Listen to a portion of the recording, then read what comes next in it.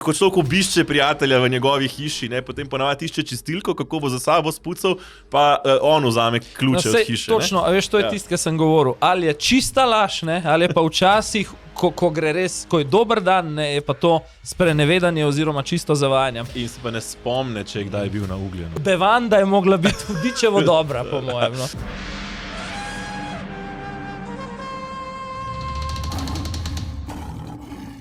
To je tedenski Safari, podcast, ki ga spremljajo levi in desni, pa tudi levi in besni. In to je tista epizoda, pod katero bodo eksplodirali komentarji lažnih profilov. Z nami je družina Piškur, tisti DC Limited, ki dela fake profile tako za Svobodo kot za SDS. Ja, ti bodo še posebej besni, glede na to, da jih nisva plačala, kaj ne, da bi bili bolj prijazni. Sicer pa sta z nami tudi kar dva Roberta, eden iz vlade in eden iz opozicije, ne, Robert Golob in Robert Ilc, in seveda v molk zavita vodja preiskovalne inkvizicijske komisije Tamara Vonta. Peter, posluša naj pozorno tudi nova varuhinja človekovih pravic, Simona Drenik-Bavdek, in nesojeni kandidat za ustavnega sodnika, gospod Kršmanc. Ja, in pa mister 15% Han, ter bodoči vodja urada za deportacije, Žan, ne, to je tisti urad, ki bo imel enega zaposlenega, dva pomočnika, dva avtobusa in 20 policijskih specialcev. Ne, sicer pa je politika zadnje čase kar precej specialna, bi rekel. Ne? Ja, kar specialna operacija. Začneva s temo KPK in Golob. Ne? Prišel je ta teden, v začetku tega tedna, Robert Golob na nacionalni radio Slovenija. Zgrožen, ne? Zgrožen. Zgrožen in povedal tole, se najbolj zato, ker slišimo. Dajmo. Ko sem dobesedno včeraj, dobil v roke papir iz oktobra, v katerem piše, da je komisija ugotovila, da nisem kršil integritete v primeru Karigador. Nisem kršil integritete v primeru Karigador. Delno poročilo ali kaj? Ne, to je zaključen sklep, da bo o tem obvestila javnost in do tega poročila sem lahko prišel še na podlagi sodnega zahtevka mojega odvetnika, ker so ga predtem skrivali. Jaz to nisem mogel verjeti. Včeraj sem ga dobil. To poročilo je medijem smo posredovali, iz tega poročila si boste lahko samo ustvarili sliko. Poteka postopek ugotavljanja obstoja nasprotja interesov.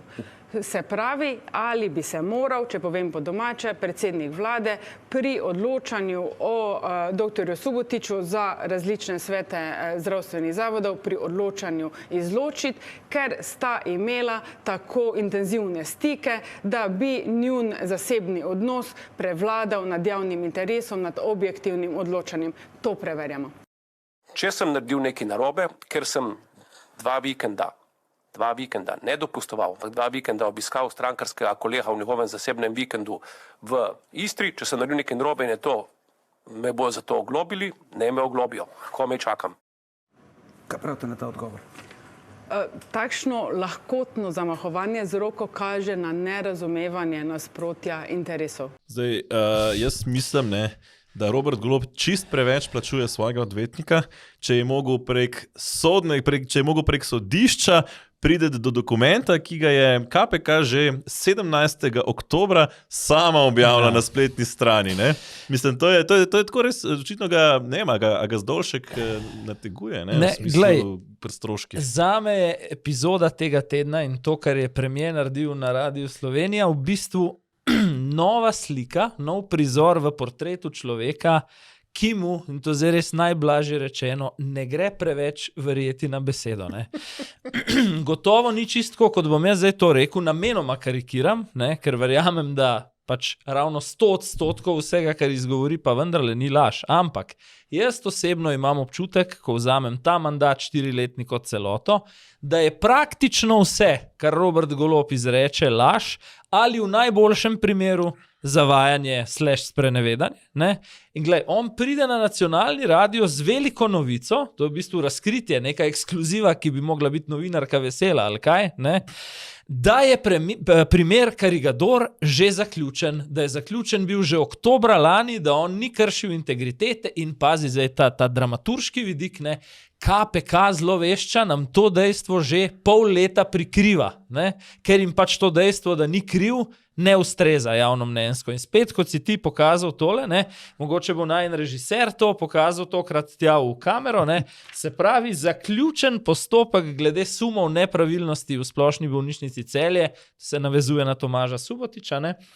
In tukaj piše, KPK ni potrdila kršitev iz lastnih pristojnosti, ko gre za kršitve zakona o integriteti, določene očitke je odstopila drugim organom, sama pa obravnavo zaključila, pri čemer, se pravi pol leta stara novica v resnici, 17. oktober. Ja, pri čemer nam pa premier seveda zamolči ključno, kot to rad naredi, ne, da tisti del, ki ga slovenska javnost zdaj čaka in se ugiba, bo to še pred volitvami objavljeno, ali bo po njih, ali kdaj bo, ne, je dejstvo, ali je bil v nasprotju interesov, kot je rekla članica senata, ali ne.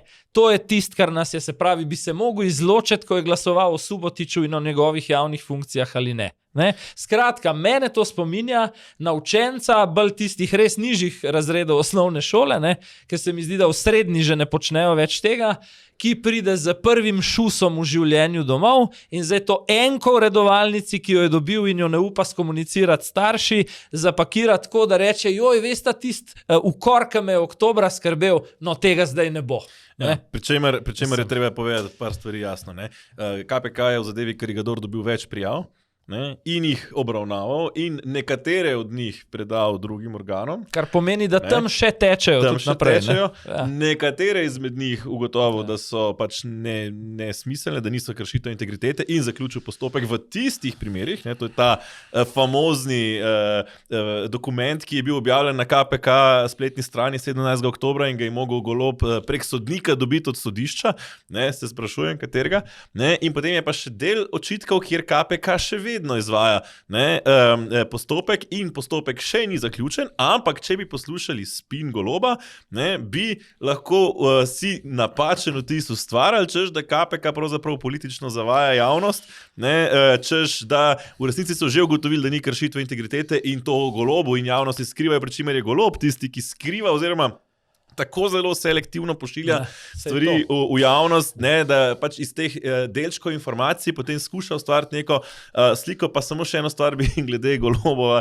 Mislim, pazi to, ne? Golob je izjavil, zdaj že niti ni več prenočeval pri Tomažu Subotiču, ampak ga je obiskal, ne? Ker veš, običajno, ko greš nekomu na obisk, ne, mu potem, ko končaš ta obisk, pošleš SMS, da ključe si ti vzel in kje je čistilka, da lahko počisti za tabo. Ne? To je ta klasičen obisk, ne? Ko se pač človek, ko človek obišče prijatelja v njegovi hiši, ne? Potem ponavadi išče čistilko, kako bo za sabo spucal, pa on vzame ključe od hiše. Točno, a veš, to je tisto, kar sem govoril. Ali je čista laž, ne? Ali je pa včasih, ko gre res, ko je dober dan, ne? Je pa to sprenevedanje oziroma čisto zavajanje. Ampak kar je meni zanimivo za nadaljno analizo še, ne?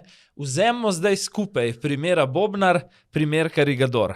V primeru Bobnar si je enako premier svojim odvetnikom vzel pravico, da vnaprej interpretirata, kaj je v resnici, veš, kaj je bilo včasih pri književnosti, kaj je v resnici umetnik s tem mislil, ne? Kaj je v resnici KPK mislila s tem. Ne? In 60-stransko, več kot 60-stransko poročilo v zadevi Bobnar sta javnomnenjsko uspešno, to ima je treba priznati, zreducirala, še danes vsi rečejo 2 SMS sporočili. Ne? Zdaj tole pa še teče v bistvenem delu nasprotja interesov, je pa stvar, ki je bila oktobra že zaključena in ni kršil integritete. Ne? Ja, ne, zdaj, če smo ostali pri šolskih primerjavah, ne, dva sošolca, ki sta se na smrt stepla, sta doma povedala, da se malo grdo pogledala. Tako, ne. Ja. To je ta, ne. Oziroma, veš, kaj bi jaz rekel, glede na temo, ki sledi, ne, na eno drugo temo. V bistvu je Robert Golob se obnaša kaj en fake profil. Fake profil, ja. Ampak če smo že pri fake, mogoče samo še ena stvar, ne, prejšnjo epizodo sva omenila, ne, da vrši, ne, da je završalo v klubu slovenskih podjetnikov. Ne. No, med tem, ko smo monterali epizodo, se je zadeva razvila. Ne. Jod Pečečnik je bil prisiljen odstopiti. Ne. Izkazalo se je, pa če smo spet pri šolskih primerjavah, ne, da je prepisal domačo nalogo, ne, tisto pismo, ki ga je objavil v imenu SBC-ja, ne, naj bi spisala po poročanju Požar Reporta, kar Petra Aršič, se pravi PR-ovka iz kabineta se pravi, predsednika zdaj vlade. Tudi vemo, da SMS-e Subotiču za čistilko in to v glavnem piše Pina Weisseisen, ki sprašuje tudi za Tino Gaber Golob, kdaj lahko pride na morje, medtem ko če je kakšno pohvalo treba do gospodarstva spraviti, je pa Petra Aršič, dobro? Ja, in razlogi, pa kot smo midva že omenjajo se trije, eden je tisti, o katerem smo že špekulirala, da bi država odkupila od Joca Pečečnika tisto nasedlo naložbo Bežigrajski stadion, druga opcija, da ima težave s Fursom ali katero... Še tretja opcija, da so v igri, jaz sicer ne vem točno, to mi je bilo rečeno tako off the record, da so še neke igralniške koncesije v igri. Vem, to je pa pol že četvrta opcija, ker druga opcija je, da bi imel neke domnevne težave ali s Fursom ali s kakšnim drugim organom, kar bi želel, da Golob pomete pod preprogo, oziroma celo se špekulira, manj verjetno sicer, da naj bi imel politične ambicije kot kakšen minister v prihodnji Golobovi vladi, malo potem v slogu Ilona Muska, recimo v Trumpovi administraciji, ko smo že recimo pri teh trumpovskih primerjavah, ki jih kar ne manjka pred prihajajočimi volitvami, ampak o tem kasneje. Če bi kandidiral za premiera, domnevam, da se veselijo na Financah prvega intervjuja z Jocom Pečečnikom. Ampak DS Limited in Svoboda. DS Limited in Svoboda, torej neka tovarna, farma fake profilov okoli Svobode. Dajva povedati malo več o tem. Zdaj, sinoč smo gledali tudi Tarčo, kjer se je razkril naslednje, da ima podjetje, ki hkrati hvali po spletu točno določena okna, se o tem še bova, cugal okna, potem hvalijo Roberta Goloba, Andreja Ribiča in tudi Gibanje Svoboda kot politično stranko, In potem seveda na neki točki smo se vsi, ki smo to gledali, vprašali, kdo to plačuje. Mora biti nek vir, ki je motiviran tako in drugače, da to plača. Se pravi, 47,000 evrov v enem nakazilu Dars, Andrej Ribič, v bistvu samo promocija zase, Kako so že napisali na portalu v lasti DC Limited, da vizionar, ki spreminja prihodnost slovenske prometne politike, nekaj v tem stilu. Seveda. Predvsem vizionar, ki drži poslovne zgradbe. In vizionar, ki mislim, da je eden od zapisov bil tudi, da predčasno zaključi gradbišča. Tako.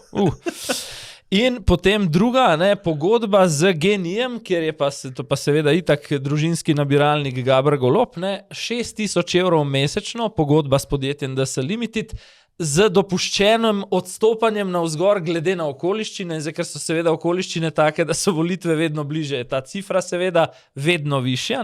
Na koncu se je izkazalo, da od julija lani do januarja leto 14,300 evrov na mesec, se pravi v letnem tempu bi bilo to okrog 170,000.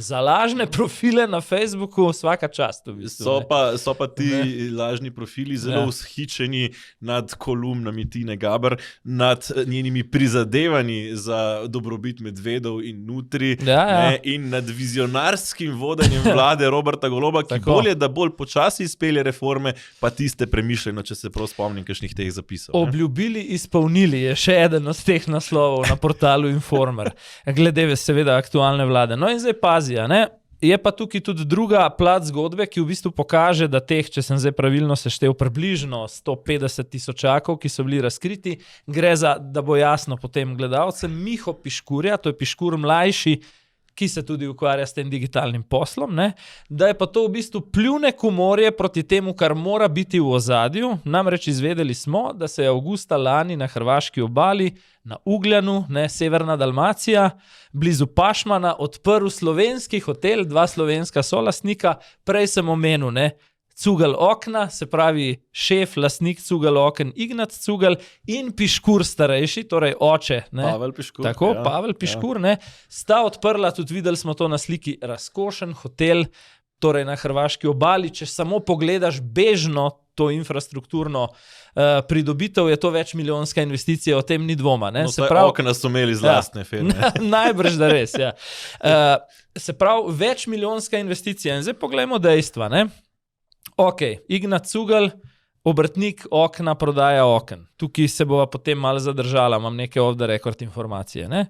Po drugi strani imaš Pavla Piškurja, ki je vsaj na papirju, to kar vemo, delavski direktor v ŽGP, se pravi železniško gradbeno podjetje, ki je v lasti slovenskih železnic. Ki je v lasti slovenskih železnic, ergo države v resnici, ne, plača, lahko špekulirava, nisem se pozanimal točno, ampak cca 4.000, 5.000 bruto recimo mesečno, ne, in potem Miha Piškur. Pa tudi če 8, ne. Pa tudi če 8, ker mislim, da je recimo Sanja Janović. Recimo, ne. SŽ zaposluje med drugim po mojih informacijah, ki sem jih dobil od vira, tudi tega Miho Piškurja, torej Piškurja mlajšega. Miha Piškur je zaposlen na slovenskih železnicah in ta DS Limited je v bistvu njegov popoldanski hobi. Ne? Meni je bilo rečeno, pač povem prosto, kot sem od vira dobil pogovor, in mislim, da je to tudi za gledalce najbolj zanimivo. Rečeno mi je bilo, če vzameš 150.000 evrov, ki jih je dobil za fake profile od države in to državno službo na slovenskih železnicah, to je ravno toliko, da očeta, ki je bogatejši,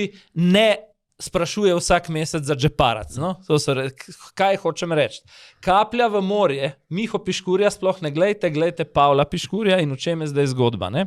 SŽ Vid, po domače to pomeni Slovenske železnice Vleka in tehnika, ima svoj hangar na Zaloški cesti v Ljubljani.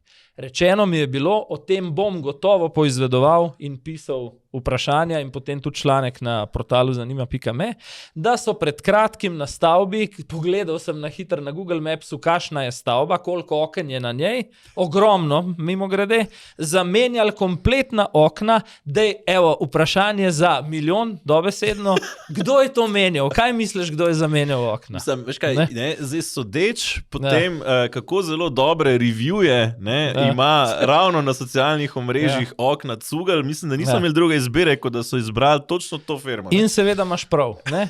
In rečeno spet, še nisem pošiljal vprašanj okrog, da je šlo za najmanj milijonski, če ne tudi čez posel. No in tukaj pa je pravi odgovor, zakaj se potem lahko v tem partnerstvu odpre nek slovenski hotel na dalmatinski obali na Hrvaškem, za piko na i, ker sva že prej o enem potovanju spornem Karigador, evo novo sporno potovanje, avgusta lani, se pravi Andrej Ribič, ki tega ne želi potrditi. Ne? Potem je Robert Tina, se pravi Robertina, kjer je tudi kabinet predsednika vlade Roberta Goloba odgovoril, da on svojih osebnih stvari ne komentira. Neuradno naj bi tudi bil na odprtju hotela, pa pazi, nočitev sta si sama menda plačala, sam faktur spet ne moramo videti. Ne? In potem še Tone Krkovič, ki je sicer, odkar je zapustil vrste SDS-a in intimno se razšel z Janezom Janšo, je pač uslužbenec GEN-I. Ja, in se pa ne spomne, če kdaj je bil na Ugljenu. To mi je bilo pa sploh, ob tem sva se s partnerko doma nakrohotala, da se ne spomne. Bevanda je mogla biti hudičevo dobra, po mojem.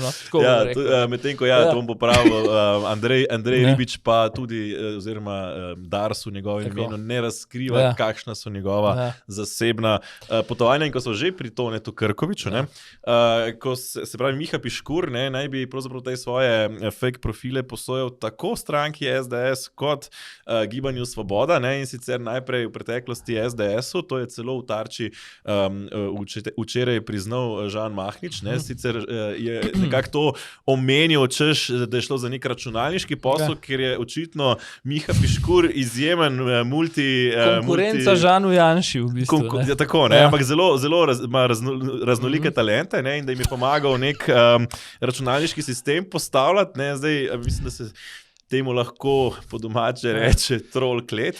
Ampak veš, da je prav krivično, da je talent tako koncentriran okrog ene družine, recimo. Potem pa naj bi Piškurja Golobu predstavil ravno Tone Krkovič, pri čemer naj bi se pa iz slovenskih železnic poznala s Tino Gaber pa že odprej. Tako da je potem v bistvu na ta način sta skupaj delala na železnicah. Piškur prišel pravzaprav v to okrilje Svobode in zdaj nenadoma pač njegovi profili, domnevno njegovi, zdaj treba podariti, da on sicer za Tarčo je oktobra izjavil, da s temi profili nima nič, zdaj pri zadnji Tarči včerajšnji pa ni želel komentirati. Ja.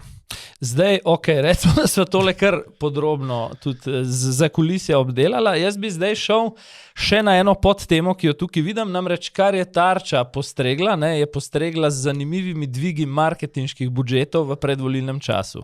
Govorimo pa spet o klasičnih osumljencih, GEN-I, Dars in tako naprej. Dajva to pogledati, pa gremo naprej. Poglejva. GEN-I, HSE, Eles, prav vsa tri podjetja so v zadnjih letih močno povečala oglaševalske proračune.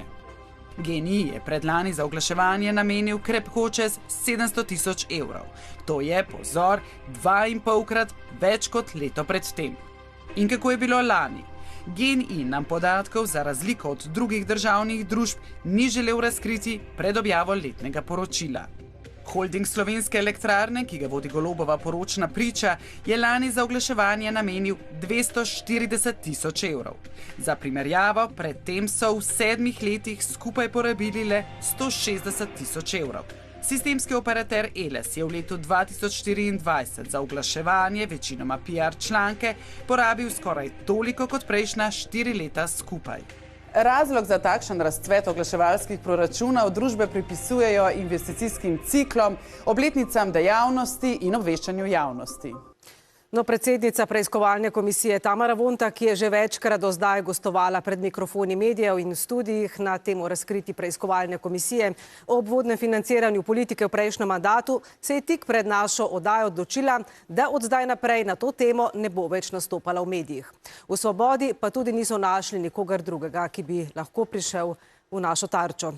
Zanimivo, ne? Pa vsaj tale najin vodja, ne sojeni vodja poslanske, ne? Zelo hvaležni Lenart Žavbi. Tako ne? Pa Arčon, recimo, sta tako rada prišla na tarčo, zdaj pa kar nihče. Ti smo, ne? Pri čemer se bo še vrnila, ampak ne, ravno to, ne, Vonta je ta teden lansirala in kup enih zanimivih informacij, do katerih še prideva, ne? In potem ugotovila, da zdaj pa je toliko grožen, da v tarčo pa res ne more pojasniti, ko je ugotovila, da ne bo pojasnjevala zgolj drobiža, ne, ki je kapnil recimo kakšnemu generalnemu tajniku, ampak tudi te več 100 tisoč evrov vredne vsote za oglaševanje, pazi, državnih monopolistov oziroma sistemskih podjetij. Torej, jaz recimo, če bi pri GEN-I-ju še malo razumel, kaj je recimo pri maloprodajnem trgu za elektriko, pa pri teh sončnih elektrarnah, recimo, da še rahlo na trgu, ne, se sprašujem, koga obveščajo in oglašujejo recimo Holding Slovenske elektrarne, a morajo GEN-I prepričati, da bo od njih kupil ali ne vem. Ne? In še boljše mi je pa Eles, ne? Eles, sistemski operater, ne? Mislim, ta res, ne? In potem tiste razlage, ne? Češ, to so sistemski cikli, ki se kot po naključju sovpadejo z volilnimi cikli, ne? Obletnice delovanja in obveščanje javnosti. Jaz ne vem sicer, a se je kaj drastično spremenili na trgu z elektriko, da je treba kar naenkrat potrojiti obveščanje javnosti, kako se, ne vem, varčuje z elektriko ali karkoli že, ne vem. Ne? Tukaj bi si vzel nekaj, mogoče kakšno minutko več za analizo tega. Ne? Gledali smo sej o NSI-ju pa o teh transakcijah njihovih bova tudi takoj v nadaljevanju, ne? Ampak skratka, servirala je, mislim, da gledamo tretje, čeprav štejem, gledamo tretje javno medijsko nadaljevanje dosjeja NSI, obvodno financiranje, takšna in drugačna nakazila preko nekih fizičnih oseb in tako naprej, ne. Vedno so seveda prišla odkodar drugje, lahko pridejo kot iz preiskovalne komisije. Jaz tukaj ne bom špekuliral, je to Tamara Vonta dala direktno nekemu novinarju na Pop TV, pa enkrat na unem portalu, pa na tem portalu, ali recimo, ne vem, Tomaž Modic, ki dela na tej preiskovalni komisiji, ki ima povezave med svojimi kolegi novinarji, nepomembno, v glavnem. Cel mandat kaplajo te informacije ven, čisto vse, kar je bilo že priročno za blatenje opozicije, je bilo že v bistvu servirano javnosti, ne? In ko je šla stvar tako daleč, da se Svobodi ta napad vrača kot bumerang, samo bumerang z 10 do 100-krat do 1000-krat večjimi številkami, ne? Pa zdaj gospa Vonta tega ne bo komentirala zaradi domnevnih groženj smrtjo. Jaz, ko rečem domnevnih, nisem ciničen. Pač če ji grozijo smrtjo, če obstaja realna nevarnost, jaz privoščim, da je Državni zbor in CVZ omogočita to zaščito, ne? Vendarle si pa jaz po mojem tukaj z tega mesta, ker sva lahko privoščim dvom, ali ne gre, ker sem že neki poti prehodu po tej slovenski politični sceni, ne? Ali ne gre tudi za priročen exit strategy. Skratka, ko nimaš več kaj, kar bi ti koristilo povedati, pač nehaš komunicirati.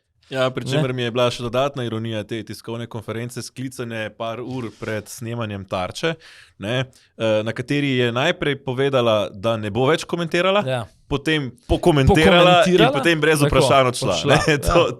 To recimo mi je bil taka češenca na torti tega izvajanja Tamare Vonta, ki se je več kot očitno ustrašila, da bi morala nekako, že prejšnjič, ko je bila na Tarči, mislim, da oktobra, če se ne motim, se je znašla v hudih težavah pojasnjevanja, kaj torej s temi lažnimi profili, ki jih je učitala ves čas SDS-u, zdaj počne Gibanje Svoboda, češ da ona nič o tem ne ve, in zdaj, ko je Tarča odkrila... S tem, da je zanimivo, pazi, ta izlet, ki sva ga prej na morju Hrvaškem opisovala, je bil avgusta lani, in potem je bila Vonta septembra lani, neposredno potem v Tarči, nihče ni nič vedel o tem. Ja, ampak zdaj, ko je pa Tarča odkrila torej ta izlet, pa pač je to bistveno težje bi bilo še braniti, in potem pač enostavno ni kakšnega junaka, ki bi šel v Tarčo to brati. Preden zavrtiva klip naslednji, kjer je šel tudi predsednik vlade, Belka Vonta, po mojem, čez mejo, sploh z eno izjavo, bi jaz sam še nekaj v načelu rekel. Jaz mislim, da vse,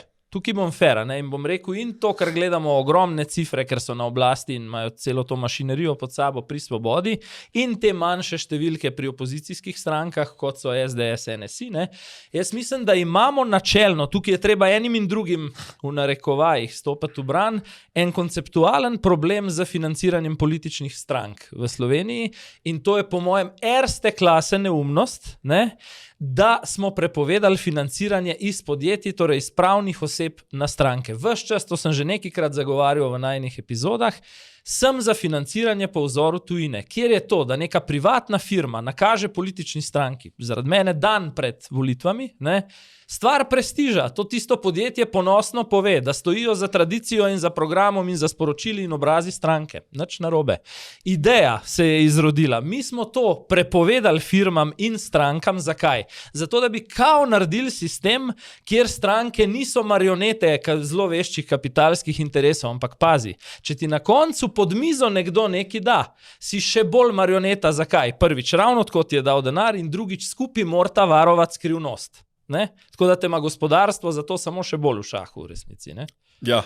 In zdaj sva pri NSI-ju in Vonti in poglejva najprej, kaj Vonta očita Robertu Ilcu in stranki NSI. Konflikt interesov in seveda veliko tveganje koruptivnih dejanj. Mi celo domnevamo, da bi lahko šlo za provizije. Ti isti ljudje so tudi postavljali direktorje in prve može na državno podjetje. Tamara Vonta vztrajno dela konstrukte in tudi laže. In jaz povem, da je s tem presegla vse meje včeraj, zato sem danes proti njej vložil kazensko ovadbo. Jaz seveda mislim, da precej čist primer, ki bi ga moral obravnavati KPK in zato smo tudi tja poslali prijavo. Sta Tamara Vonta in Gibanje Svobode to državnozborsko komisijo popolnoma ugrabila za političen boj in diskreditacijo politične opozicije, predvsem NSI in SDS. Ne more se obračunavati z dokumenti. Lahko se pa obračunava tako, da se nekomu grozi, ki dokumente razkriva. In danes smo v situaciji, ko poskušajo z fizičnimi grožnjami utišati tistega, ki je odkril nečednosti. Prvo moje, najprej tole, da ne pozabim, pa zdaj je frišno, ker so vsi to videli. Jaz sem se uščipnil, ker sem to slišal. Res, zakaj sem se uščipnil, da vidim, ali sem buden, sanjam, da premier, ki skozi diskutira in obračunava z dokumenti, reče, da tega ne moreš delati. On je pač, prej sem rekel, 62 ali 64 strani poročila KPK, obračunal in zreduciral na 2 SMS poročili. Toliko za začetek. Drugo pa v principu tema financiranja, obvodnega financiranja strank, provizij, če hočeš v besednjaku Tamare Vonta. Jaz sem v načelu za to, mi imamo v tej državi solidnih 30 let. Policijo, tožilstvo, na koncu zadnjo inštanco sodišče. 3 inštance, pol, prva, druga, tretja stopnja. Oni naj se ukvarjajo s tem. Jaz sem sit političnih preiskovalk in v tem kontekstu bom tudi rekel čist fair do vseh, tudi napoved sinočnja Reberška v Tarči, da sta se z Mahničem ne vem kje v maski dogovorila, da bo pa v naslednjem mandatu nova preiskovalna komisija. Ker to poveš ljudem, to ne koristi vtisu verodostojnosti političnih preiskovalcev. To bi rekel evo za začetek, recimo. Ja, zdaj, če pogledava, če greva malo bolj secerati, mogoče res te očitke, ki se nanašajo na Roberta Ilca in na Novo 24 in Žana Janšo in tako naprej. Torej, po logiki. Robert Ilc je generalni sekretar stranke Nova Slovenija, katere minister je bil v času prejšnje vlade Jernej Vrtovec v infrastrukturi, danes celo predsednik stranke, in v tem času naj bi podjetja oziroma so podjetja Eles, Sodo in 2TDK, torej podjetja, ki spadajo v področje Ministrstva za infrastrukturo, agenciji Odmev, Damjana Nacevskega, nakazala nekje 105,000 evrov. In zdaj, če ful samo za potrebe tistih, ki niso tako podrobno gledali, z enim stavkom zelo poenostavim namenoma, ni čisto preprosto, ampak namenoma. Zdaj, teza Tamare Vonte, ki govori o proviziji, je, da je torej Robert Ilc z vidika glavnega kadrovnika, glavnega tajnika stranke na nek način agenciji Odmev odpiral vrata teh državnih, paradržavnih podjetij v zameno za ta denar, ki naj bi ga dobil. Ja, pri čemer zdaj, če upoštevamo recimo, da 2TDK pa Sodo dejansko začne poslovati, oziroma neka manjša, dve, tri nakazila, sem šel prav v RR gledati, gre za zneske med 20 in 40 tisoč evrov, oziroma eno od njih 20, pa ta drugo mislim, da 45, v času Vrtovca, medtem ko Eles z agencijo Odmev posluje že od leta 2016 naprej, oziroma ne vemo, če še prej, zato ker je pač podatki v RR-ju so od 2016. Tukaj je zelo pomembna optika, skratka ta časovnica, timeline. Tamara Vonta si je vzela za predmet preiskovalke 2020-2022. S tem seveda zapreš vse, to je že itak prvi fiasko te preiskovalke, s tem zapreš vse, kar preiskuješ na mandat zadnje Janševe vlade. Tebe lasten pol, pa tudi če je to SD zaradi mene ali pa ne vem, Levica, to te nič ne zanima. In zdaj, če si gledal pač to njeno narativo 20 do 22, imaš vzrok in posledico. Skratka, Vrtovec vodi ministrstvo, Ilc vozi, ne vem, neke lobiste okrog po teh Sodo, 2TDK in tako naprej, dobivajo posle, del tega denarja vračajo. Potem pa malo razširiš časovnico in rečeš, se ta ista firma je pa z najpomembnejši posel z državo delala od 2016 naprej, govorim zdaj o Elesu, pa je v obdobju 2020 do 2022 celo malo padel promet na Elesu, je pa res drugje na 2TDK pa na Sodo malo dobila. Skratka, nič velikega se v bistvu v poslovanju tega podjetja takrat ni spremenil. Pol že začneš gledati malo drugače. Pa upam, da kle ne bo prevelik cinizem, zdaj bomo govorili o teh 17,000 evrih, kar je za povprečnega Slovenca soliden denar, ki si ga tudi vsak predstavlja. Ampak, se pravi, poudaril bom spet svojo kilometrino, ker to paradržavno politično preplet gospodarstva politike spremljam. Če kdo verjame, da se posli, se pravi, da se lobiste vozi na ministrstvo, kot je infrastruktura, ki obrne milijarde letno ali pa stotine milijonov naenkrat za karavanške cevi in podobno, da se jih vozi ker sem preračunal, to Ilc dobil, naj bi dobil, kot provizijo v 2 letih, se pravi za 700 evrov na mesec, da nekomu odpiraš vrata teh paradržavnih agencij, jaz lahko rečem samo in naj za cenik vpraša recimo Jerneja Pavliča pri Alenki Bratušek zdaj.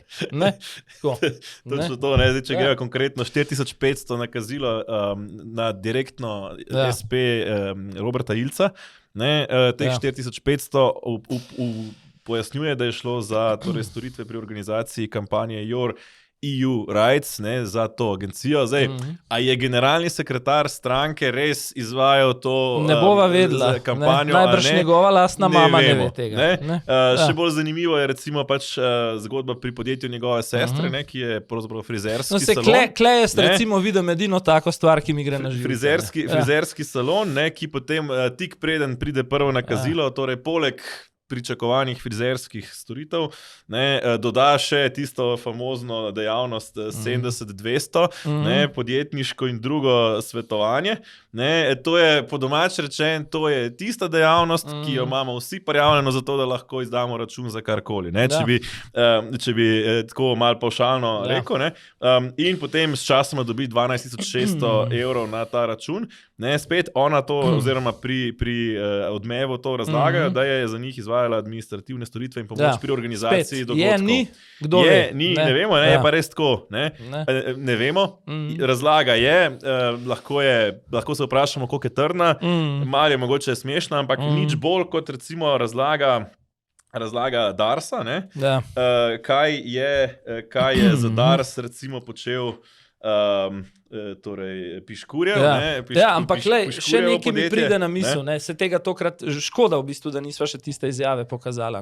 Žal bi se je delal na nek način norca, pa je rekel, to je tako cinično rekel pred kamero, sej to, da je generalni sekretar neke stranke, da ima popoldne še frizerski SP, sej to je čist normalno.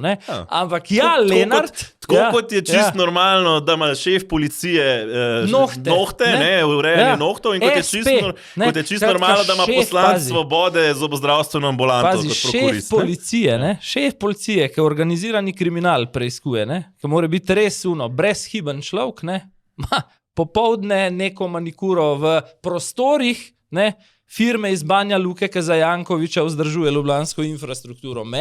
Vse to je tudi čisto normalno. Da ne govorimo o poslih, recimo podjetij v lasti družine Prosen Kralj, poslanec Svobode, pa moža Tamare Vonta, če smo že ravno pri tem, ko ona sicer pravi, da je zanjo nesprejemljivo, da se na družinske člane kdo spravi, potem pa se ona spravlja na družinske člane. Glej, tukaj pa en velik primer. Prej sva Ribiča omenila pa stavbo Darsa. Se pravi, vodja projekta stavbe Darsa, ki se je nova gradila, je brat. Skratka sta brata Andrej in Brane Ribič. In se je iz 19 na več kot 30 milijonov podražila. Ampak kje je 11 milijonov? Očitno je del od 11 milijonov tudi na DS Limited za fake profile pred kampanjo in tako naprej. Ampak zdaj, če se vrnem jaz nazaj, še to sem hotel povedati. Torej, Dars razlaga, da je Piškurju oziroma DC Limited plačal celovito podporo pri optimizaciji digitalne prisotnosti, izvajanju promocijskih aktivnosti in analizi interakcij na družbenih platformah. In potem je copy-paste odgovor, skoraj do črke isto poslal še Genij, kaj je delo pri njih. Zdaj, a mi verjamemo razlagi od Ilca, a mi verjamemo razlagi od Genija pa od Darsa, pri čemer, bom rekel samo to, Ilc je očitno, ali je fejst neumen, da se je prodal za drobiž, ali je bil mal neroden, pa da ima nekje še bistveno več, ali pa je dejansko res to počel kot za hobi zraven. Pa še ena zanimiva okoliščina, glede Tamare Vonta. Tukaj prav, da so to stvari, ki kažejo na neke sume, da se je nekdo norčeval iz države in javnega denarja in tako naprej. Ona je šefica preiskovalne komisije. Ta lastnik agencije Odmev in Robert Ilc bi lahko bila vabljena na preiskovalno komisijo kot priči. Jaz ne vem, ne trdim, da nista bila, ampak oba sta rekla, da ne. Skratka, ni jih povabila, preden je dala to zadnje vmesno poročilo v javnost kot priči. Ravno obratno, kot opozicija 4 leta vabi Goloba, da pride v zadevi Bobnar na pričanje, celo sam je vmes, ničim izazvan, kot bi rekli na jugu, obljubil, da pride z dokumenti in s pričami to vreč, pa ga 4 leta ni. Še eno stvar bi izpostavil, in sicer zgodba Žana Janše. Seveda, sin Janeza Janše, lahko rečemo zagotovo nek privilegiran položaj v stranki SDS, pa vendar.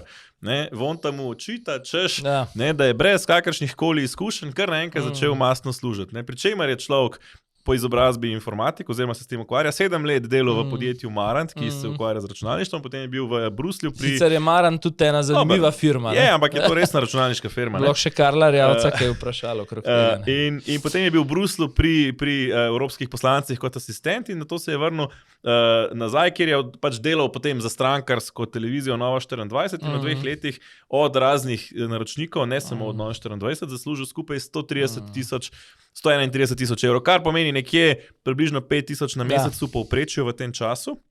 Ampak 5 tisoč, to ni 5 tisoč bruto plače, ali pa 5 tisoč neto plače, kot bi mogoče kdo razumel na SP. To pomeni nakazil na SP, od katerih odvedeš 20% DDV-ja oziroma 22% DDV-ja, dohodnino, prispevke, morebitne stroške, ki jih imaš in potem šele je to dejanski tvoj zaslužek, ne toliko, ne, in da češ, celo v Odmevih je bila prejšnji teden zelo cinična, ne, češ, da je to posebej služil, ne, v času covida, ko so vsa podjetja bila zaprta in nihče ni nič delal. Jaz ne vem, kaj je ona delala, ampak ravno računalničarji so največ delali v času covida. Jaz tukaj pozivam leve in desne, to bom rekel, ker to je ta bigger picture te teme, absolutno. Leve in desne pozivam, da če resno mislijo s transparentnostjo pri financiranju tudi predvolilnih operacij, naj se dogovorijo za toliko večine, mislim, da ni potrebna ustavna v tem primeru, da spremenijo zakon, po katerem jim bojo firme lahko transparentno nakazovale. Sicer, če tega ne bojo v bližnji prihodnosti izglasovali, bom jaz razumel, da jim tako, ne, da se po vogalih dobiva ta denar, v bistvu ustreza. Ne? Jaz bi samo zaključil še s tem, no, da ko Tamara Vonta očita, ne, da neki ljudje brez kompetenc dobivajo funkcije oziroma opravljajo delo recimo za podjetja, ne, to ne bi bilo zdaj kao kanaliziranje Telekomovega denarja, ne, pri čemer spet, ne, to, kaj Telekom financira in kaj ne po logiki Vonte, torej ničesar na desno ne bi smel, ne, ampak ne, torej nekdo, ki je imel 7 let izkušenj v računalniški firmi in je potem delal računalniške storitve, je neizkušen. Kelnerca ima pa izkušnje za biti kmetijska ministrica. Ne. Miličnik je primeren kandidat za biti notranji minister. Mislim, te vatli se mi zdijo res boleči, ne, plus tega, da govorimo, ne, torej tukaj za neko plačo, ki za programerja sploh ni tako zelo specialno visoka. Jaz ne čutim recimo nobene potrebe, da bi Alžana Janša, Roberta Ilca Branu ali kakorkoli bom rekel tako. Ne, meni bi celo pasal, glede na to, da vem približno, tu uporabljam vsa ta omrežja, recimo LinkedIn, ne, če si IT-ovstok sposoben, jaz bi rad recimo videl privoščim Žanu Janši, da ima 5 tujih naročnikov, da remote dela za njih in da mu ni na koncu treba v CV umeti ne nove, ne marandane, nič, jih pač ima. Ne, ampak hočem reči nekaj drugega. Dajmo mi pač to transparentno početi in se ne pretvarjamo, da je to neka siva cona. Ampak po drugi strani bi pa rekel, to jaz pa razumem, da če imaš ti notranjega človeka, ki ti zna neko stvar narediti, mu boš dal njemu zadelati, ne pa nekomu zunanjemu. Sploh, če gre za zasebno firmo. Tukaj govorimo mi o Novi 24, ki je zasebno podjetje, tukaj ni javno podjetje, ki bi mogel na razpisu to ta element pa drži. To pač, veš, da zdaj očitati, da je strankarska televizija SDS zaposlila sina, ne, predsednika. Prvič ni neki velik novega, drugič pa mislim, ne, ampak ni to zdaj nek škandal, no. Mislim, v primerjavi pa s ciframi, ki jih obrača Svoboda, pa so samo še ta male cifre. Kar sem pa hotel dodati, no, je pa nerodno z pozicije Tamare Vonta govoriti o Telekomu Slovenije v trenutku, ko ti že 3-4 leta pokrivajo, ampak to res železno, finančno in uredniško zgodbo preko siol.net. To pol meni bi bilo malo neprijetno, no, se kepati na tak način. Pač, ampak ne, to je strategija. To je strategija pač Svobode, ne? Pa tam, kjer si šibek, tam greš z vso silo v akcijo. Ne? Tako da, evo, šibki so bili tudi pri glasovih za varuhinjo človekovih pravic. Zelo dolg čas. Zanimiv, ne, sej, lej, prejšnjo epizodo, če najno pogledaš, mislim, da jaz začel spraševati, ker sem kar slutil, kaj bo, ne, sem rekel, kaj se je zdaj po 3 letih pa pol, skoraj 4 spremenili, da zdaj bojo pa šli vsi kadrovski predlogi čez, ne. In zdaj seveda tudi potem, ko je bilo res izglasovano, ne, in se je videl še, da je pri varuhinji, to mi je bilo tudi meni presenečenje, dala NSI zraven glasove za ustavno večino, ne, so se pa sploh že splošna javnost začela spraševati, pa kaj se je zdaj spremenil, ne, pa se je Vrtovec spravil, da ni šans, da bo šel v Golobovo vlado, podpira pa predlog leve predsednice Republike Nataše Pirc Musar, ne, pa podpira predlog, ki ga je v bistvu koalicija uskladila levega Roberta Goloba, ne. Ja, ampak dodal bom pa to, ne, da sicer Simona Drenik-Baude, ki res da je najbolj javnosti slovenski. Čakaj, to se zdaj hotel reči, ne, in mislim, da je tukaj šlo, kdo bo komunikacijsko pobral zasluge. Izpadlo je, ker seveda v tej državi ima medije pa vzvode za njihovo financiranje Golob, ne, izpadlo je, da je v bistvu strl, ne, Vizjak bi rekel, strl jajca NSI-ju, da po 4 letih podprejo neki, česar prej niso želeli, v resnici pa se mi zdi, da je NSI klele bolj kot ne ni znala komunicirati, kaj je podprla. Ne? Podprla je kandidatko, ki jo je na mizo dal v bistvu Ernest Petrič, ki jo podpirajo Klemen Jaklič, Lojze Peterle in ki je predavateljica na Katoliškem inštitutu. Ergo, kar jim jaz zamerim je, da niso še preden so tiste glasove dali, stopili pred kamero, recimo Cigler Kralj, in bi rekel, podprli bomo zato, ker koalicija po 4 letih ugotavlja, da nam mora priti nasprot, zato bomo podprli desno kandidatko. Jaz mislim, da se gre to tako, no. Mislim, to bi bilo v normalni državi tako, ne? Da temu ni tako, ne? Je pa smo lahko videli na točno isti dan na glasovanju, ne? Ko je bilo za glasovanje za ustavne sodnike, ker če bi Janez Cigler Kralj ali pa Jernej Vrtovec to naredil, potem verjetno sicer bi NSI-jevi glasovi za Simono Drening-Baudek bili, bi pa verjetno izpadali tisti od levice, ki očitno Nika Kovač, ki se je preveč ukvarjala z ustavnim sodnikom Cirilom Kršmancem, ni uspela pogledati CV-ja Simone Drening-Baudek. Kokarkoli bom pa kle nekaj rekel, ne, za moje pojme, ne, pa pravim, bi se dal bistveno bolj skomunicirati, pred to desno-sredinsko javnostjo zagovarjati to odločitev, pa vsem rekel, da bolj čisto linijo tik pred volitvami je klele Anže Logar imel, ker je ostal na tem načelnem stališču, da je ta vlada to kao zglajzala po domač po 4 letih, da do volitev pač nič, kar predlagajo, ne podpreš, reda radi več. Ne? Zdaj, pač Simona Drening-Baudek, se pravi, moramo še kakšno o tem Ruzaku reči. Res da je znana potem po tej arbitražni fiasku, ki je bila ujeta skupaj s Jernejem Sekolcem, slovenskim sodnikom na arbitražnem sodišču v te prisluhe, ampak po mojih informacijah je tam šlo za krivdo Sekolca, ne nje, to kot prvo. Kot drugo, tudi, kar imam jaz informacij, naj bi bila sicer zelo ocenjena predavateljica na Katoliškem inštitutu, zelo spoštovana in tudi pravzaprav so se vsi čudili takrat, ko je do tega prišlo, kako je ona, ker je prišla v to zgodbo, ki to nekako ni pisano na kožo in v tem kontekstu bom pa rekel, pa razumem NSI, da je dala glasove za kandidatko, ki pravzaprav je daleč najbolj nekako sprejemljiva, oziroma celo njim blizu kandidatka. In v tem kontekstu... Se pravim, jaz bi samo, ker je nastal ta občutek, pa kaj je zdaj Golob strl NSI, jaz bi sam na njihovem mestu naredil tako, da bi v bistvu nastal vtis, da je Golob klecnil po 4 letih, pa naj se on pol brani, kako je zdaj kar naenkrat desno kandidatko predlagal. Optimalno bi bilo to narediti po glasovanju, ne pred njim. Kakorkoli.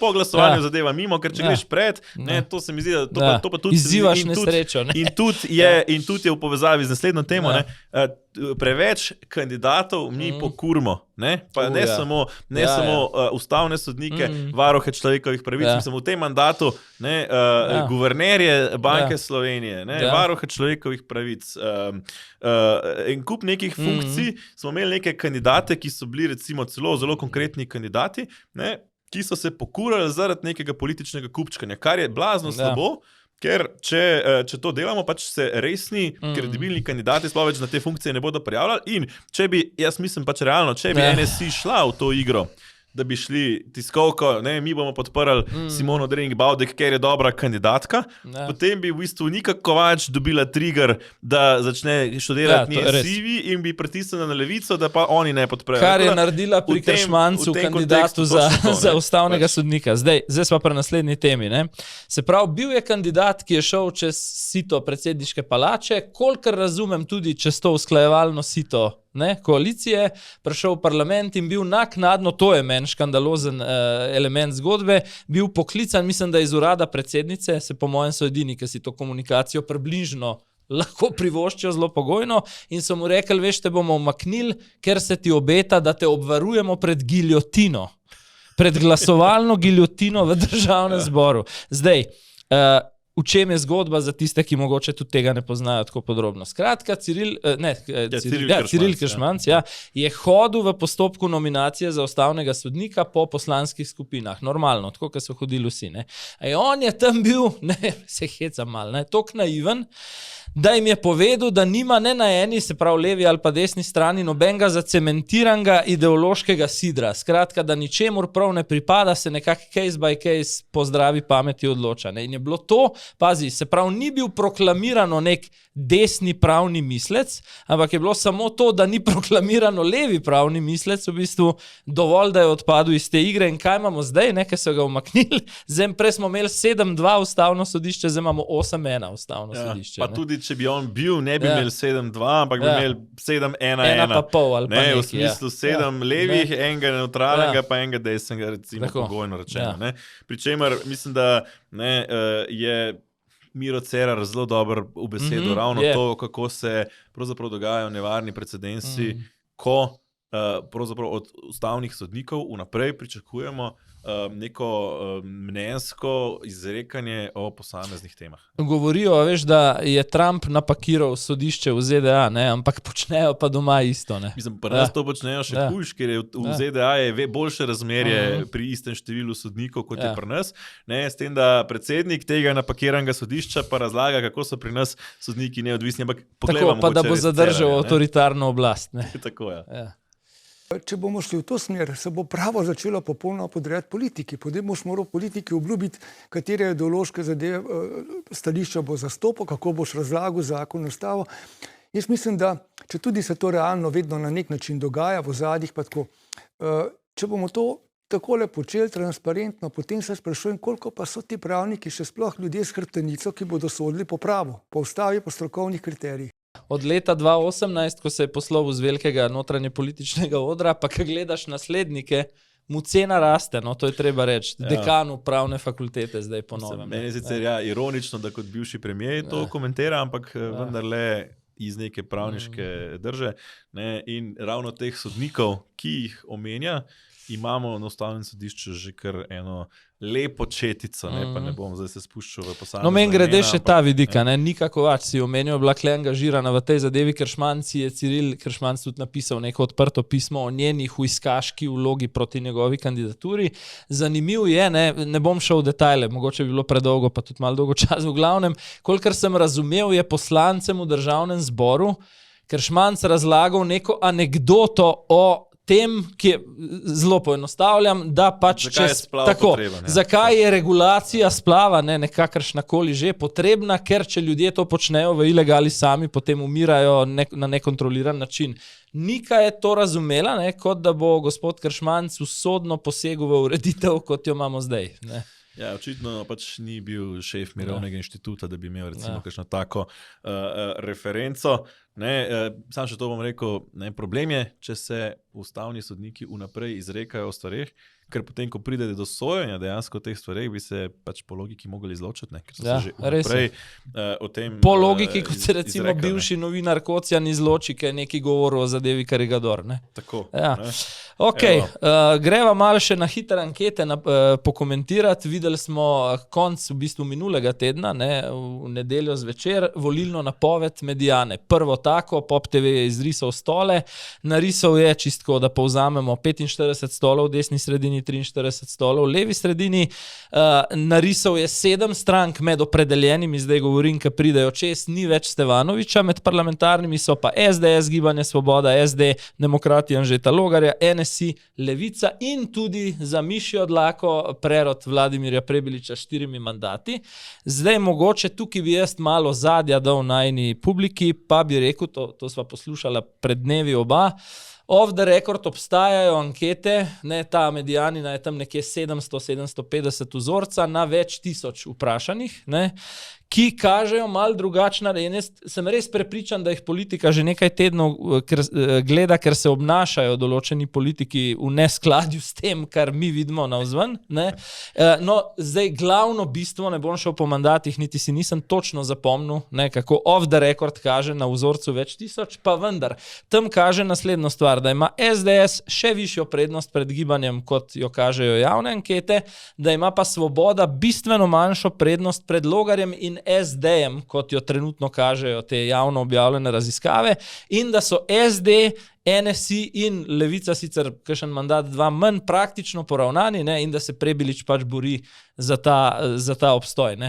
Ja, zdaj, jaz bi sicer poleg ankete Mediane, ki jo omenjaš, sem šel malo gledati tudi ta presek anket na volilno napoved .si, tam je vendarle situacija, ko gre za povprečanje večjih anket, nekoliko drugačna, tam Prebiliča sicer ni noter, je pa resnica. Ampak zanimivo mi je to, pa bom rekel, desna koalicija, pri čemer štejem tukaj noter samo SDS in NSI, bi imela 37 poslancev, bom razložil, zakaj demokratov ne dam zraven. Vladna leva koalicija trenutna, torej Svoboda, Levica in SD, pa 38. Se pravi, imamo tukaj ta poravnan. In potem demokrati 8, resnica 5, recimo po tem povprečju. Skratka, v bistvu tako demokrati, ne, kot resnica znajo biti precej nepredvidljivi. Res, da Anže Logar zase pravi, da je desno-sredinski politik, pa vendar je njegova stranka vse prej kot zgolj to. Ne, in sestavljanje koalicije bi lahko bilo zelo zanimivo, morda celo kakšne prestope lahko pričakujemo.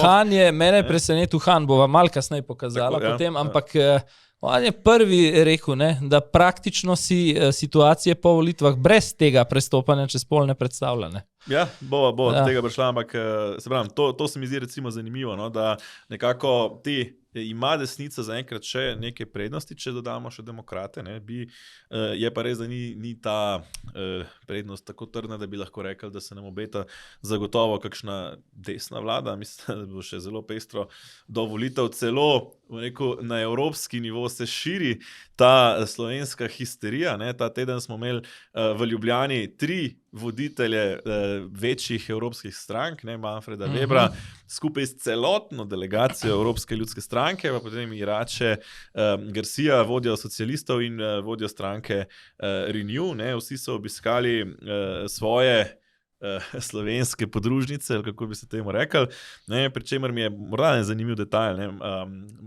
SDS, kolikor mi je znano, je zlobirala v Evropski ljudski stranki že pred dobrega pol leta, da se strateško načrtovanje EPP-ja zgodi v Ljubljani. Torej, Evropska ljudska stranka vsake toliko izvaja to strateško načrtovanje in to se je te dni dogajalo v Ljubljani, zato je tudi v Ljubljano prišla res velika delegacija, vsi vodje nacionalnih delegacij, pa 2 komisarja in tako dalje. In mislim, da je tukaj posebej zanimivo Manfred Weber, ki je sicer zelo politik visokega ranga in spreten, zadržan tudi precej politik, zelo ostro čez Golobovo vlado. Ne. Prav mu je prišla ta informacija, v bistvu Bloomberg Adrije, kjer so razkrili, da je hrvaška povprečna plača že višja od slovenske. Sem videl to sicer še vedno izjavo zavito v tak zelo diplomatski jezik, ampak zelo ostra. Ampak je rekel, države kot so Hrvaška že dohitevajo Slovenijo in vidite, da mogoče neka taka vlada ni toliko slaba rešitev. Pri čemer je na Hrvaškem že večino časa na oblasti HDZ, tudi recimo del EPP-ja. In nenazadnje Andrej Plenković kot dolgoletni premier hrvaški se omenja kot zelo resen potencialni naslednik Ursule von der Leyen. No, in morda zakulisni detajl iz tega obiska, ne. Kar mi je še zanimivo, ne. Ko je EPP organizirala torej ta obisk, ki je bil posredno tudi namenjen temu, da evropska družina podpre svoje, torej SDS in NSI, ne, so potem panično tako socialisti kot liberalci v Renew organizirali še neke dodatne svoje obiske, pri čemer so bili ti vsebinsko bistveno bolj prazni. Ne. Namreč EPP je delala strategijo za naprej, predvsem na področju gospodarstva, obrambe in migracij, medtem ko so se pa v socialistih ukvarjali predvsem z Janezom Janšo in sprejeli celo ljubljansko izjavo, v kateri pozivajo Evropsko ljudsko stranko naj izključi Janeza Janšo. Pri čemer mi je smešno, da stranka, ki je izgubila na prejšnjih evropskih volitvah in celo po nekaterih informacijah večkrat glasuje skupaj z skrajno desnico kot Evropska ljudska stranka, Evropski ljudski stranki diktira koga, oziroma misli, da lahko diktira največji stranki v Evropskem parlamentu, ki dejansko brez nje ni nobene večine, koga ima lahko v lastnih vrstah in koga. Ja, jaz bi rekel, da take podobno kot to doma, na domačem parketu komentiram, take poteze socialistov, recimo, to legitimira Janeza Janšo, to ga v resnici gradi. Ne?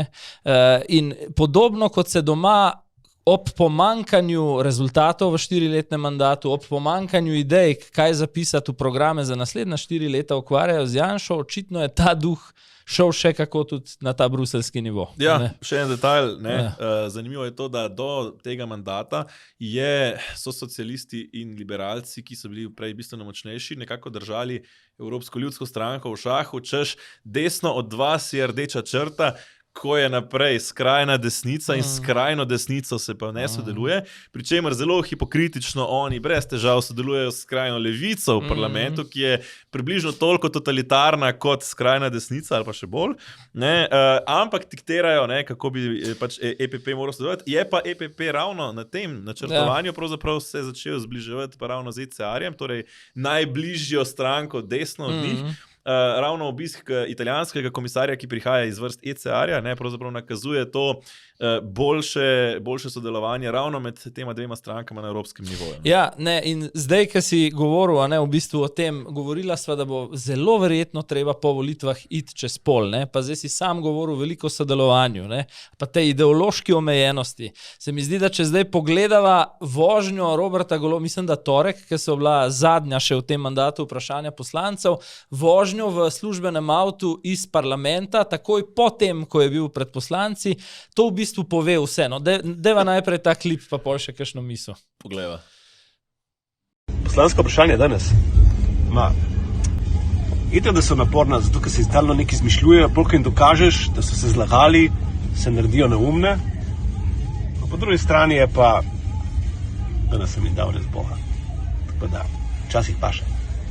Glej, najprej tako, kakorkoli bizaren posnetek je treba resno pospremiti. Mislim, poslanska vprašanja in pobude ob tem, da imaš kakšno interpelacijo sem pa tja v mandatu, so praktično edino neko orodje, ki opoziciji v parlamentu ostane, da sem in tja pozove koga, vsaj pro forma, na odgovornost, da se neke stvari mogoče tudi na daljši rok potem ali umaknejo iz procedure, popravijo ali kakorkoli. In to recimo, kar smo videli v dobrih 15 sekundah, je pa vse, kar je recimo po 4 letih druženja s poslanci odnesel naš premier. To je pač nek auditorij, kjer se on malo špoga. Kjer oni tebe zajebavajo, ti jih pa probaš boljš zajebavati nazaj in to, mislim, to je to. Rečejo sem pa tja, dobim kakšen komentar, da nikoli ne pohvalim Janeza Janše. Evo bom zdaj, Dva simpatična, pronicljiva komentarja tega klipa sta mu uspela na X-u. V prvem je, mislim, da zapisal dvojna doza. Domnevam, da je s tem mislil na kakšne prepovedane substance, ki zelo dvignejo ego na pri Golobu. V drugem je pa potem, to je bilo še bolj duhovito, se vprašal, če je to fake video s pomočjo umetne inteligence. Pač to sta nekako dobra komentarja tega. Definitivno, je pa recimo res, da in tukaj pa spet, mislim, je krivda na obeh straneh, ampak predvsem še se mi zdi na Golobu, ker je Golob pravzaprav zreduciral nivo v poslanskih vprašanj tudi na to, da so se poslanci potem, predvsem opozicijski, prilagodili na to, da so v bistvu še oni začeli delati šov iz tega, kar mislim, da ni optimalno, je pa po svoje razumljivo. So pa vsi skupaj osrečili Urško Klakočar Zupančič, ki je potem lahko izpolnila ta svoj gon po neki učiteljici / ravnateljici osnovne šole v bistvu. Ja, mislim, da je kariero zgrešila. Res. Ampak recimo ta teden je posebej izstopal pa nastop Žana Mahniča, ravno pri teh poslanskih vprašanjih, kjer je pa najavil že v uvodu nakazani urad za migracije, pa predlagam, da še to pogledava. Ustanovili bomo urad za deportacije z enim zaposlenim, 2 pomočnikoma, 2 avtobusoma in pa 20 policijskimi specialci in vsi, ki so v tej državi ilegalno prestopili prag naših meja, bodo pač morali oditi nazaj v skladu z uredbami, ki jih imamo. René Nicole Gut, 37 let stara mama 3 otrok. Nekaj tednov nazaj ameriška državljanka, brutalno ubita v Minnesoti. 5 let star otrok, Liam Ramos, je bil od deportacijskih agentov zadržan več dni. In ne vse zadnje, 37 let star Alex Preti, pred parimi dnevi oziroma parimi tedni, medicinski brat, ubit na protestih, ameriški državljan. V Ameriki deportacijski urad strelja in pobija lastne državljanke in državljane. In to smo danes, napoved tega, smo danes videli v Sloveniji. Zdaj, če je kdo v Sloveniji velik oboževalec Amerike trenutne in pa predsednika Donalda Trumpa, sta to predsednik vlade Robert Golob in pa njegova žena Tina Gaber Golob. Takole sta lansko leto v zasedi pred straniščem čakala predsednika Donalda Trumpa in se z njim veselo slikala in pa kramljala.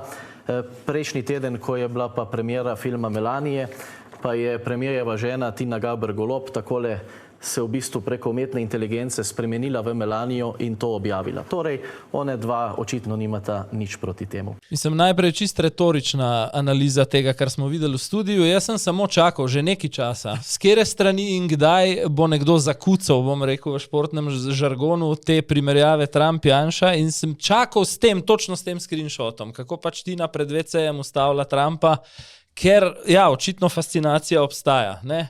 Škoda po svoje, da ta dotični poslanec SDS-a, kolikor tudi slišam odziv, ni skoraj nikomu simpatičen. Če bi to kdo drug povedal, bi bila vrhunska. Ampak ne, grem pa seveda tudi na Lenarta Žavbija. Kaj sem zdaj hotel reči?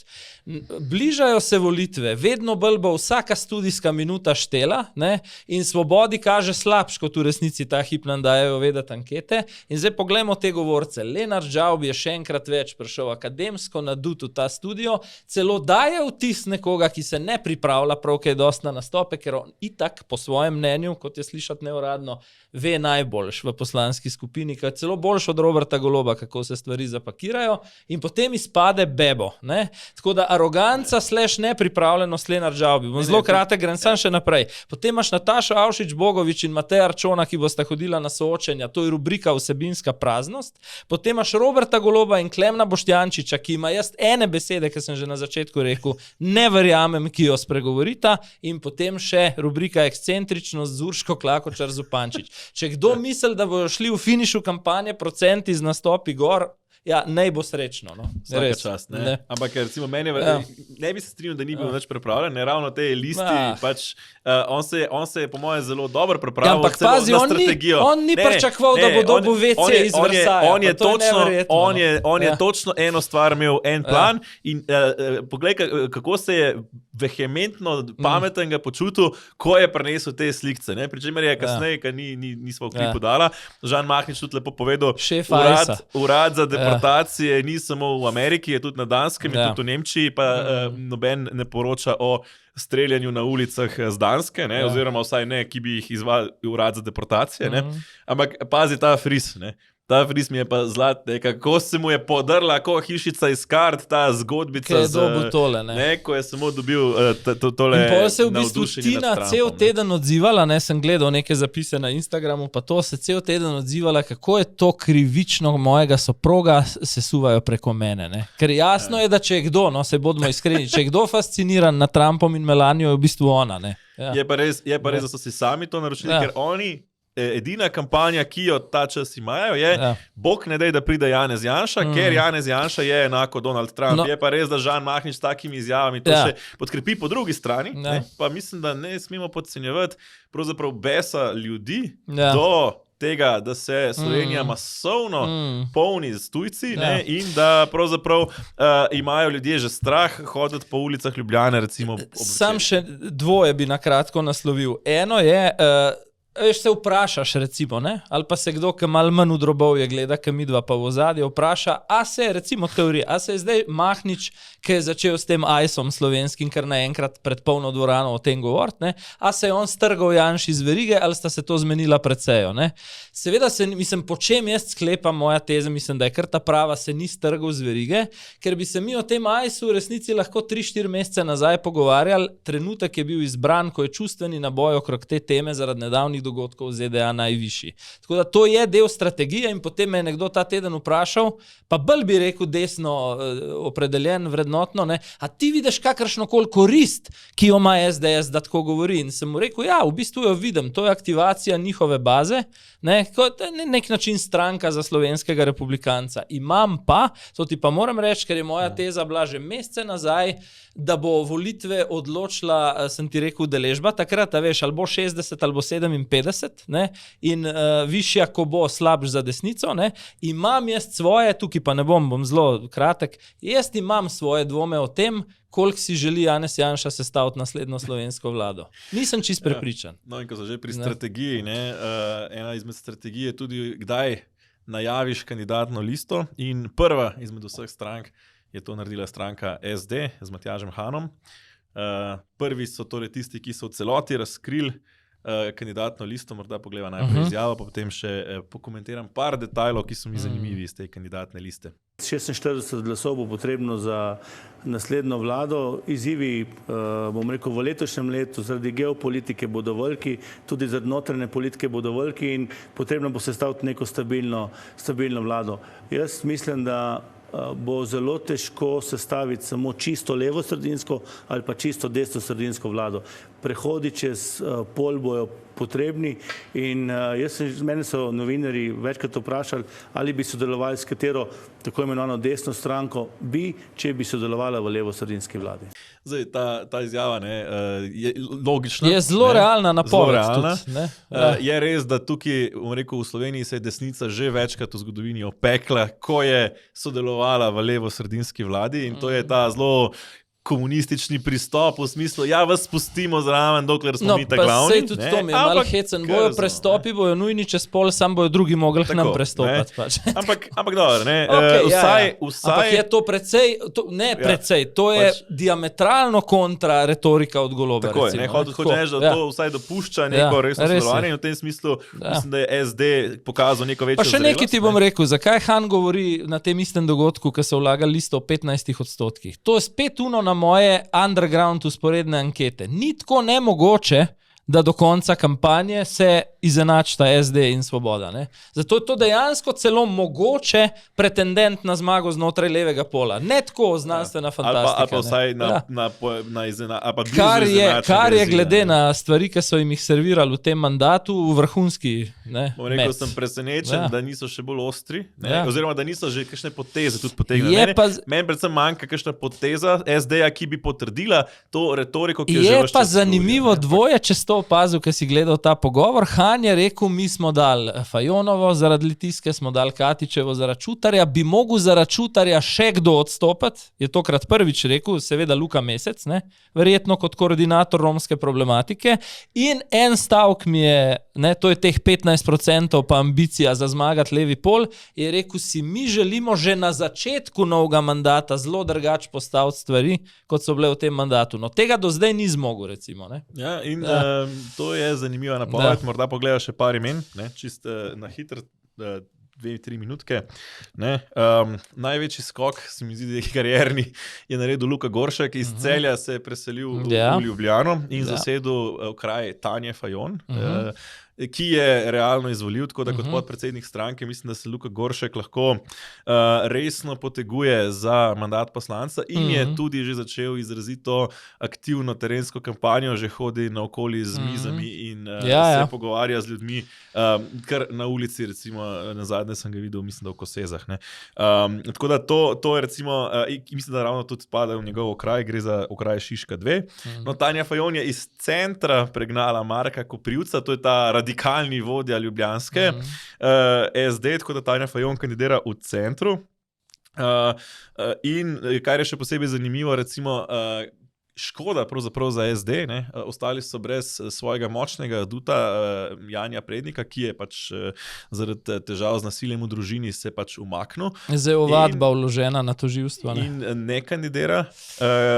In v Ravnah na Koroškem, ki je bil najmočnejši okraj SD-ja do zdaj, pravzaprav nimajo nekega hudo resnega kandidata, kar pomeni, da bo verjetno se tam tudi delež zmanjšal in se poveča možnost za Velenje, kjer se boste pa spopadli Andreja Katič in Janja Prednjak. Meni je zanimivo, ker si začel z Luko Gorškom, bi še jaz v bistvu samo to pokomentiral. To je tak podpredsednik stranke, ki zase prav tudi ob robu vložitve liste je dal tako izjavo. Jaz sem največji notranji kritik lastne stranke in to nameravam v vsakem primeru ostati. In to jaz lahko potrdim, glede na to, da imam nekaj vpogleda v notranje debate v SD-ju, tudi preko virov svojih. Druga stvar, ki bi jo tukaj navrgel bolj kot cukor, zaradi tega, ker bomo seveda videli, kaj bo 22. marc prinesel. Zanimivo je, imam namig, kako radikalno namerava sprejeti karierno potezo Luka Goršek, kolikor mu ne uspe preboj v državni zbor, se s politiko ne bo po mojih informacijah več ukvarjal in nikdar ne uganeš čem, ampak se pravim, da tega ne razkrivam, pa lahko postane brezpredmetno, če bo izvoljen, mogoče kdaj drugič, po 22. marcu. Morda še en zanimiv premik mi je, zelo so se centralizirali v Ljubljano. V Ljubljano iz Slovenskih Konjic prihaja kandidirati tudi Jernej Štromajer, še en tisti, ki bolj paše v levico kot v SD. Morda res, Sve ostali, na drugih pa ni nekih večjih presenečenj, recimo Matjaž Han v domačem Lašku pričakuje. Res je, da so pokazali tudi drugačno, ne samo držo, recimo v smislu sodelovanja čez pol, pokazali so tudi drugačno moralno držo od Gibanja Svoboda v tej, kar se tiče prevzemanja kadrovske odgovornosti ob aferah. Tisto, kjer pa jaz dajem zvezdico zraven, je pa to sem večkrat rekel, alibi stranka. Ne. Se pravi, če je treba nekako Golobu, Arčonu, Boštjančiču pokriti hrbet, so pa to tudi vedno naredili. To je pa treba biti. Ne. In če potem moraš še tima na J, ja. Ne, pač požrejo vse, kar jim Gibanje Svoboda servira, pa da ne gremo v kakšne druge detajle. Res je. Ne, tako, mislim, da lahko dava piko oziroma vejco. Ja, res in nadaljujeva in napoveva še Safari Special, kjer bo tudi solidne pol urce dodatnega materiala. Če sva že začela s kandidaturami SD, se bomo v posebni epizodi za naročnike lotili županov. Tako, gremo malo v ozadje in kar nekaj v prihodnost. Čakajo nas v bližnji prihodnosti tudi lokalne volitve in poigrala se bova z nekaterimi ekskluzivnimi pogledi v zakulisje z vprašanjem, največjim po mojem pred lokalnimi volitvami, ali bo Zoran Janković še enkrat več kandidiral tudi v luči nedavnih korupcijskih razkritij za ljubljanskega župana. Pa ne samo Zoran Janković, še več drugih lokalnih zgodb, tako da ne zamudite Safari Special v soboto zjutraj na portalu zanima.me. Torej, ne na YouTubeu, na portalu zanima.me za vse naročnike in podpornike. Se gledamo že jutri.